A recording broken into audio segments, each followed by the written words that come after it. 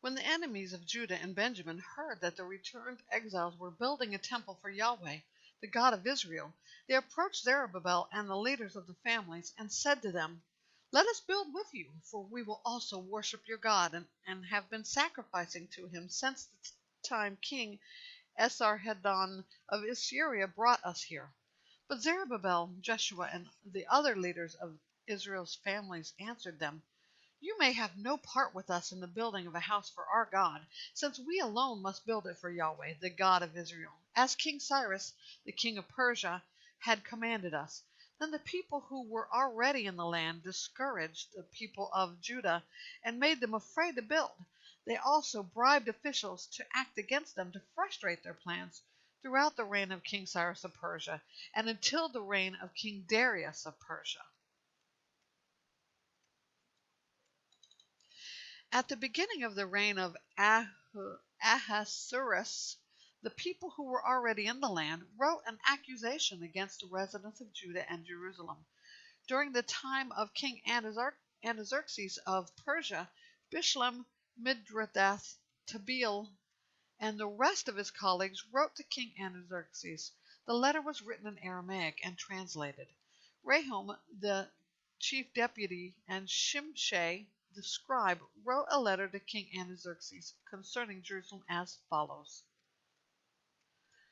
From Rahum, the chief deputy, Shimshai, the scribe, and the rest of their colleagues, the judges and magistrates from Tripoli, Persia, Iraq, Babylon, Susa, that is the people of Elam, and the rest of the peoples whom the great and illustrious Ashurbanipal deported and settled in the cities of Samaria and the region west of the Euphrates River.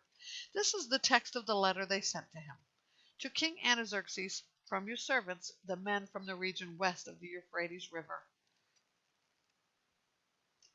Let it be known to the king that the Jews who came from you have returned to us at Jerusalem. They are rebuilding that rebellious and evil city, finishing its walls and repairing its foundations. Let it now be known to the king that if this city is rebuilt and its walls are finished, they will not pay tribute, duty, or land tax, and the royal revenue will suffer. Since we have taken an oath of loyalty to the king, and it is not right for us to witness his dishonor, we have sent to inform the king that a search should be made in your father's record books.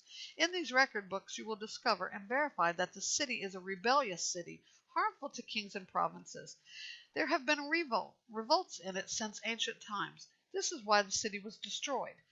We advise the king that if the city is rebuilt and its walls are finished, you will not have any possession west of the Euphrates. The king sent a reply to his chief deputy Rahum, Shimshai the scribe, and the rest of their colleagues living in Samaria and elsewhere in the region west of the Euphrates rivers. Greetings. The letter you sent us has been translated and read in my presence. I issue a decree and a search was conducted. It was discovered that this city has had uprisings against kings since ancient times, and there have been rebellions and revolts in it.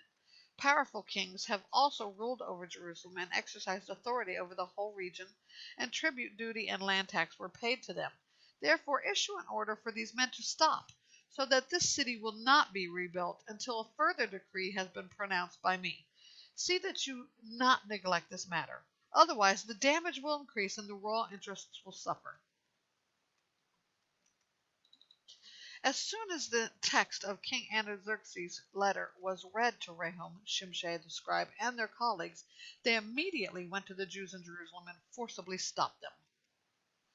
Now the construction of God's house in Jerusalem had stopped and remained at a standstill until the second year of the reign of King Darius of Persia.